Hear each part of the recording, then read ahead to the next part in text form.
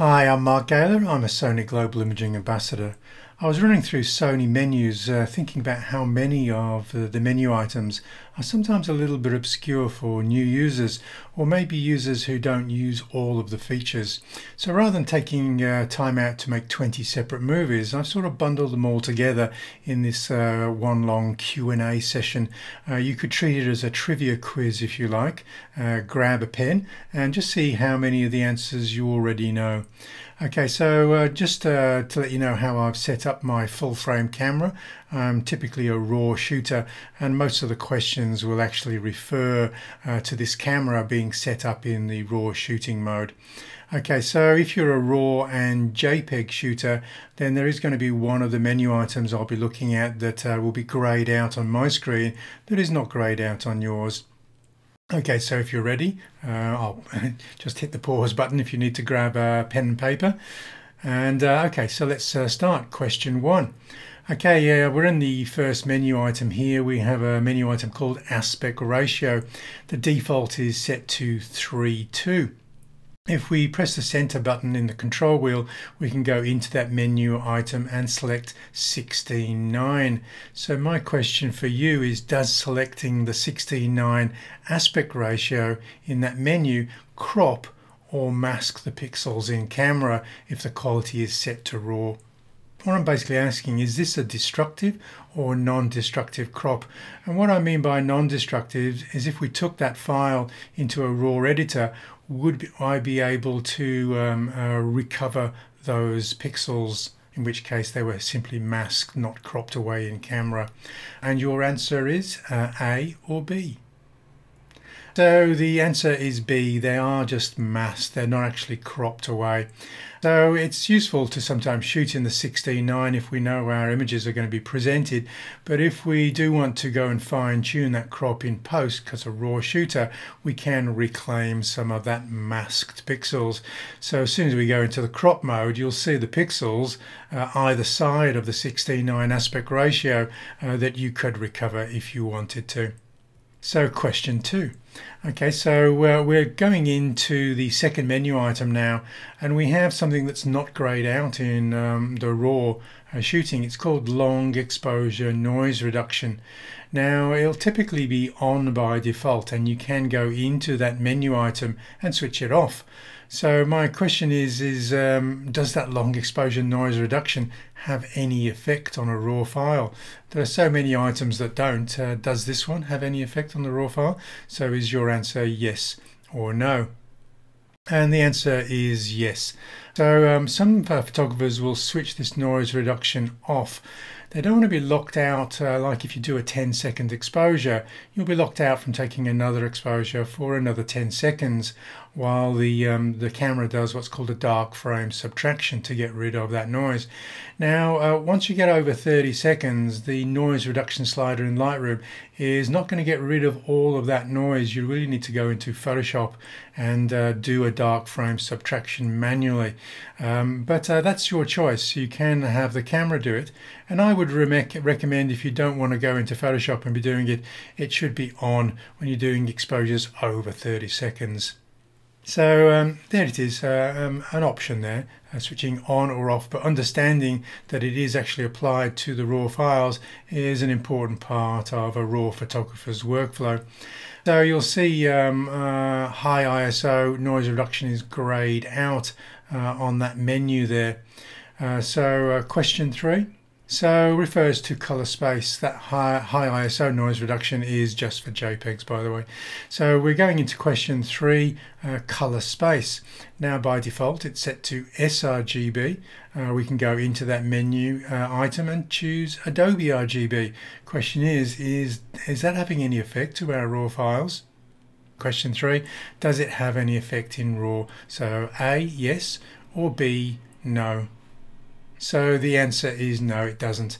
The actual color space of the sensor is actually much bigger than both sRGB and Adobe RGB.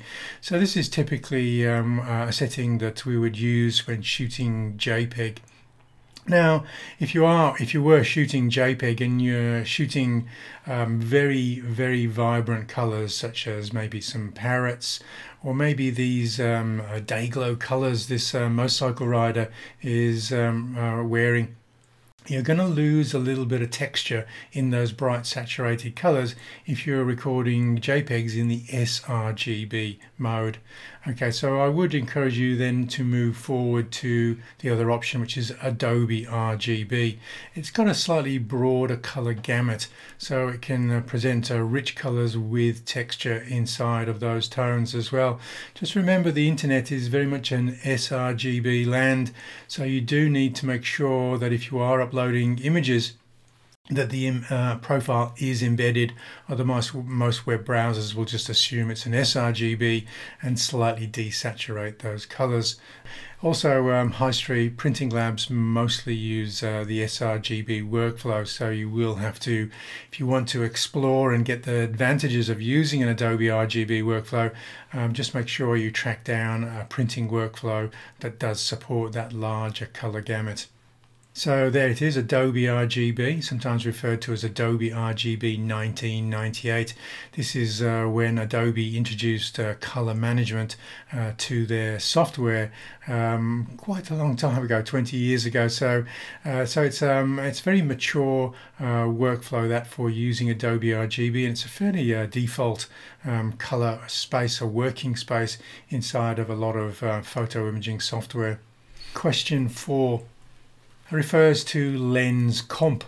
Okay, so that's obviously abbreviated. I think they could have actually fitted the entire word on there, which is lens compensations. Okay, if we enter that menu, we can switch certain compensations on or off.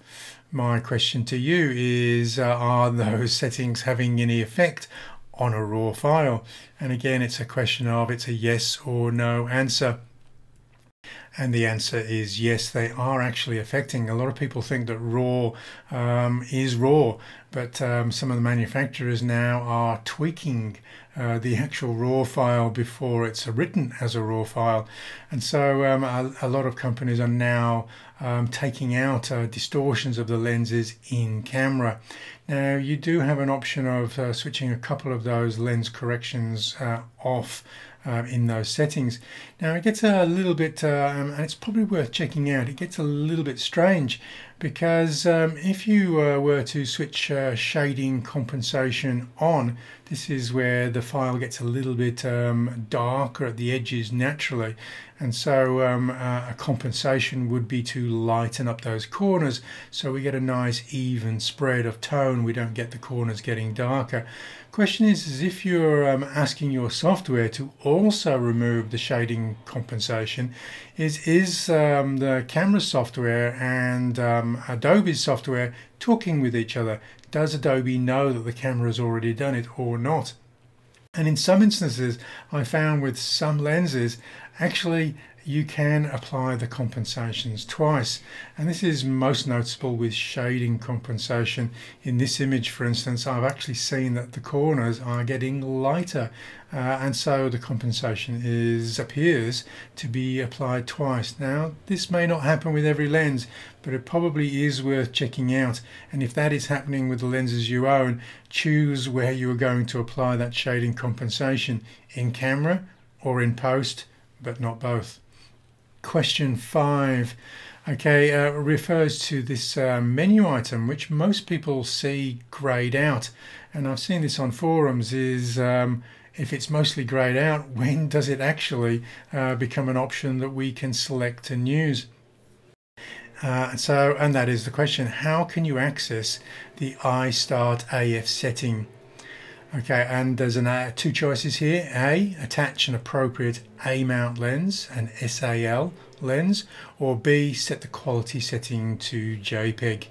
And your answer would be, and the answer is A, attach an appropriate A mount lens. It's a bit of a throwback feature to older Alpha cameras where when you put your eye to the EVF, it automatically starts focusing.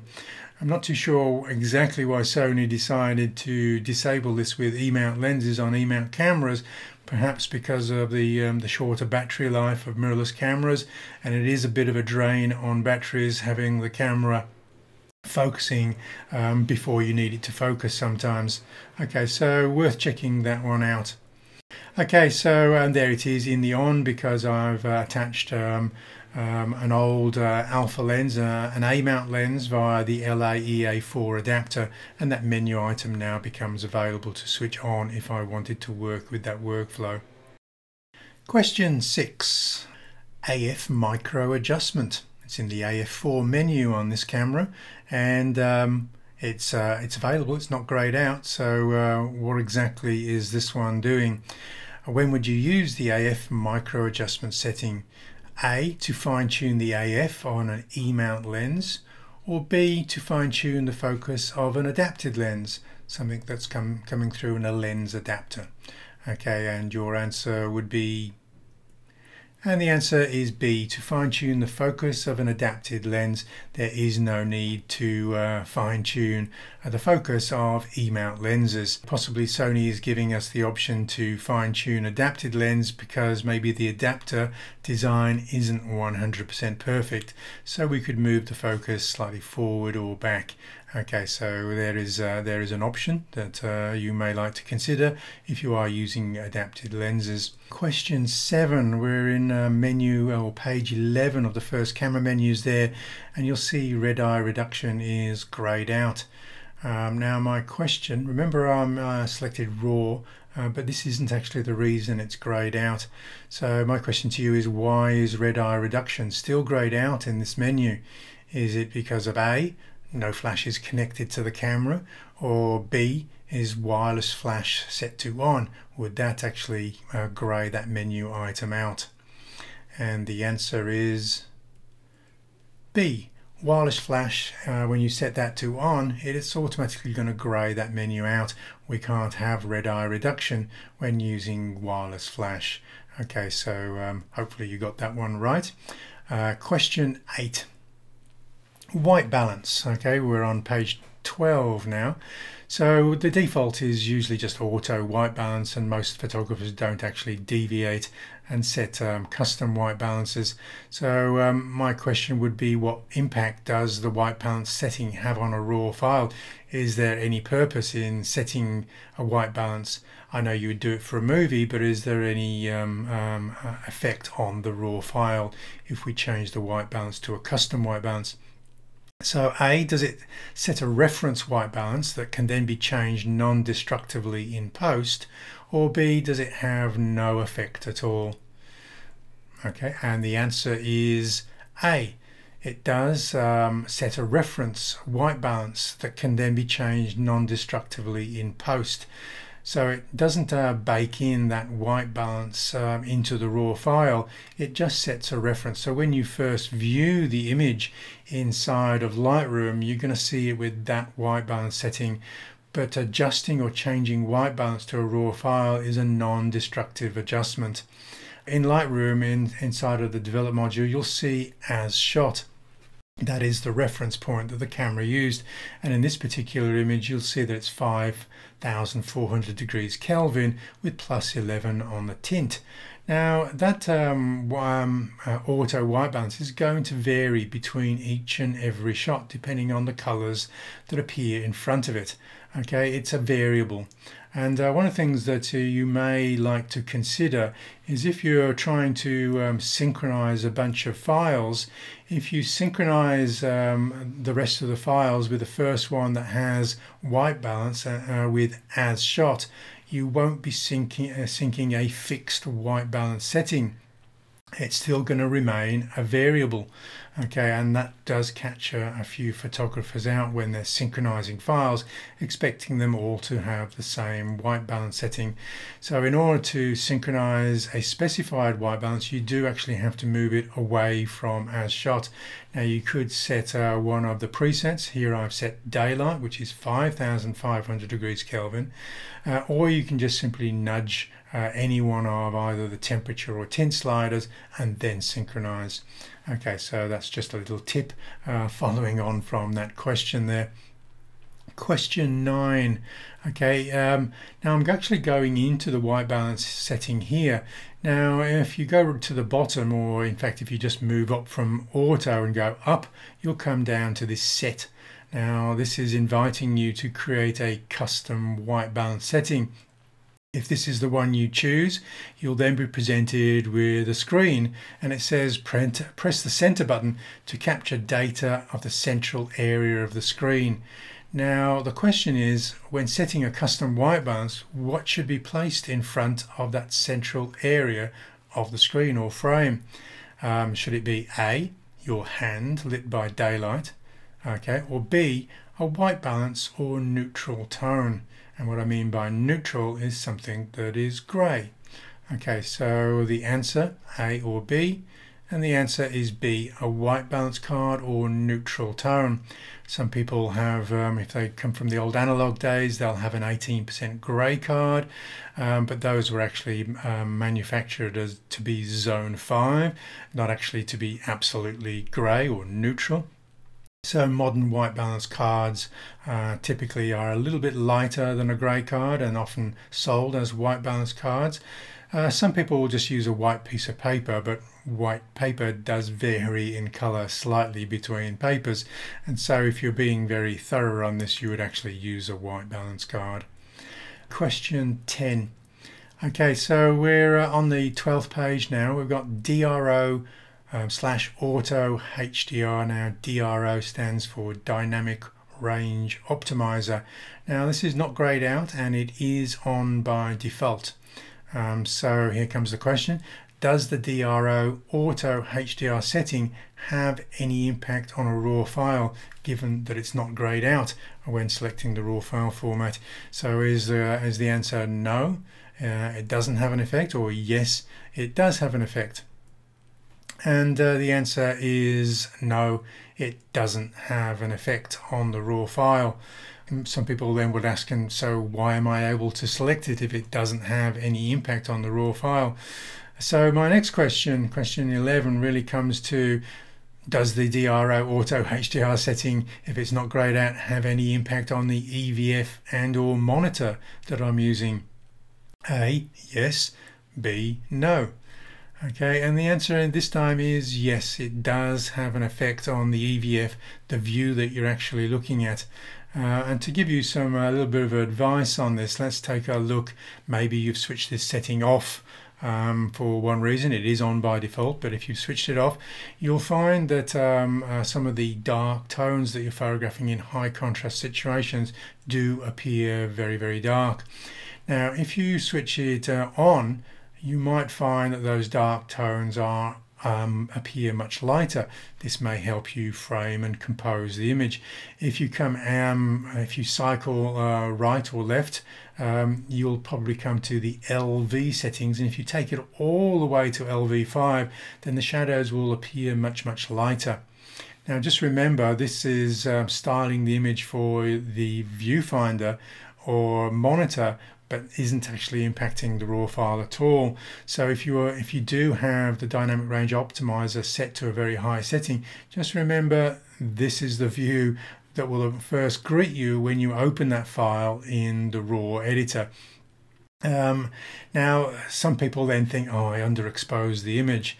Now you shouldn't really be gauging exposure of one of these landscape shots by how it appears on the monitor. You should be gauging it on the brightest tones. You should be able to look at those brightest tones when you're reviewing the image and work out whether they're blinking, they're overexposed, or they're just within the dynamic range of the raw file that you've been capturing. Remember, we can always style the shadows lighter in post-production simply by grabbing the shadow slider and taking it to the right, taking the highlight slider and bringing it down to the left, and that is basically doing in RAW what Dynamic Range Optimizer is trying to do in the camera. So Dynamic Range Optimizer does serve a purpose. It does open up the file and pre-visualize how you will then edit the file in post-production. Just remember, the shadows will appear much darker when the files first greet you.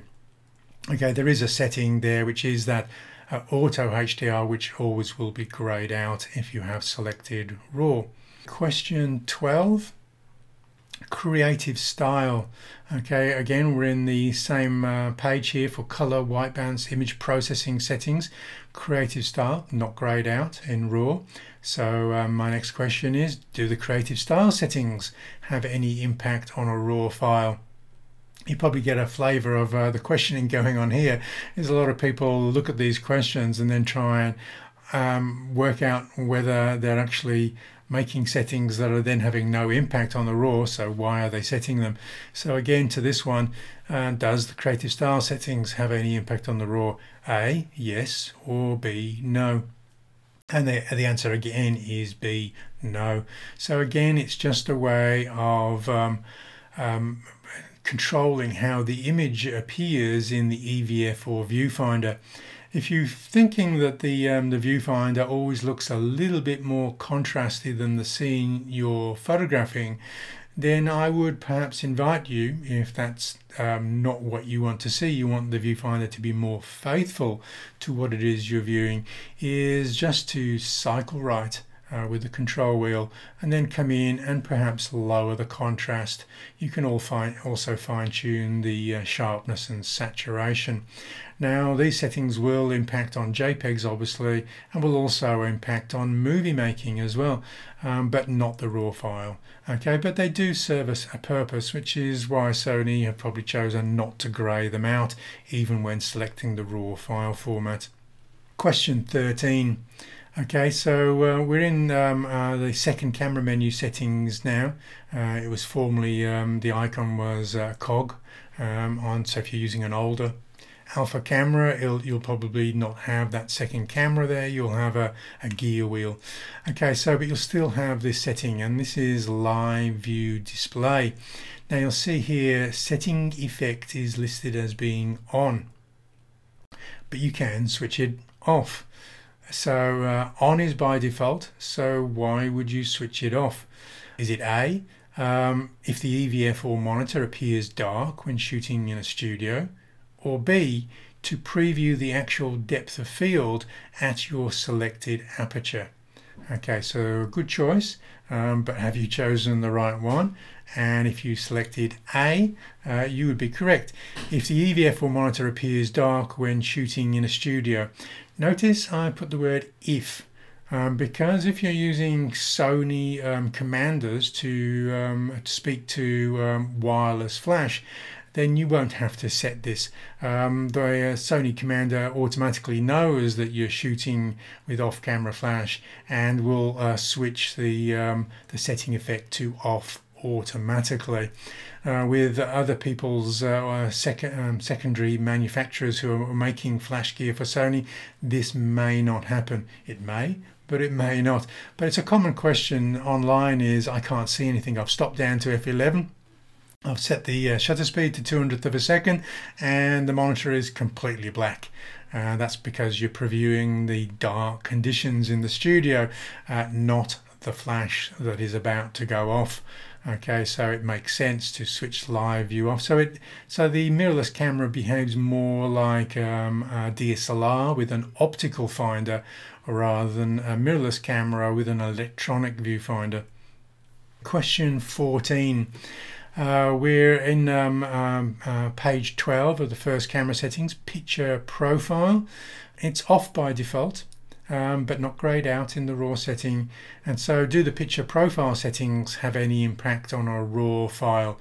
You're probably getting the idea of this question, so that should guide you as to your answer. A bit of a clue there. So A, is it no, or B, is it yes? Now there is the picture profiles and we've got lots to choose from. I'm going to guess you got that one right. Okay, so the answer is A again, no. Question 15. We have in that tool case menu there, the setup one, we have something called Gamma Display Assist. Now it's removed from a lot of the other menus that it's connected to. So what my question would be, what function does the Gamma Display Assist serve? A, brighten the monitor in sunny weather, or B, remove the effects of the very flat S-log picture profiles when recording movies. And let's see if you got that one right. The answer is B, remove the effects of the picture profile when recording movies. Some of the very early Alpha cameras that did use this S-log profile, the picture is very flat when we're recording, and it's actually sometimes quite difficult to gauge what is happening with the lighting when the view on the monitor is so flat. And so the Gamma Assist returns the contrast to the preview, so it's a more natural experience when we're filming with that Gamma Assist on. Question 16. All of these are grayed out. Okay, so we've got zoom here. Obviously I've selected RAW, and that is the reason they're all grayed out. This is something that we could only do if we selected JPEG. The question still relates to something about zooming though. Is there a way of magnifying the view, zooming in, when RAW is set as the quality setting and a prime lens is attached to a full frame Alpha camera? So we can't zoom with the lens, we're not going to walk closer. Is there any way of getting closer to the action with our full frame cameras? Yes or no? And the answer is yes, there is a way of magnifying the view. Now you may have answered yes because there's actually a couple of ways you could do this, or there's a couple of ways you could have taken the question. There is a feature called Magnify View which allows us to inspect an image to see whether it's critically sharp. But there is a way of capturing images even in RAW file format or when capturing movies, where we can apply the 1.5 crop magnification factor. So if we're recording with a 50mm lens and we go into APS-C mode, the lens will behave as if it's a 75mm equivalent. So we can get a bit of a zoom even when shooting in the RAW file format. Question 17. Okay, so question 17, again another grayed out menu item, ISO Auto Min SS. I'm not too sure whether you know the acronym for that, and I'll explain perhaps at the end. Okay, so the question is, why is Auto ISO Min SS grayed out in this image? Is it A, exposure mode is set to manual, or B, Auto ISO has not been selected first? And that could be a little bit of a tricky one if you've not seen that menu item grayed out before. But it is. Question 17, and the answer for that is exposure mode is set to manual. It's a feature really designed to work with aperture priority. And okay, and there you see, if we try and press that grayed out item, it'll actually tell us that it's because we're in manual exposure mode. You'll also get that in another couple of shooting modes as well, until you put the camera in a shooting mode where auto ISO minimum shutter speed will actually work with auto ISO. Question 18. Okay, so silent shooting. Here I'm in the function menu, and I switch silent shooting mode on. Often this does have an impact on what is available to do inside of our camera menus. So which of the following settings cannot be adjusted when silent shooting is selected? A, the bracket settings, or B, flash mode settings? Okay, and the correct answer is B, the flash mode settings. So just to show you the screen grab of the back of the camera there's flash mode grayed out. You'll also see wireless flash is also grayed out. Basically we're not going to be shooting with flash in silent shooting mode. Okay, just not possible. Okay, question 19 is I've set the drive mode to continuous shooting. Maybe I'm doing bursts of shooting here. What operation is not possible when continuous shooting mode is selected? A, selecting bulb as the shutter speed, or B, setting the E front curtain shutter to off? Okay, and the answer is A, selecting bulb as the shutter speed. This is another very popular question on Alpha forums. People are looking for bulb mode and simply can't find it, and that is because they're in continuous shooting mode.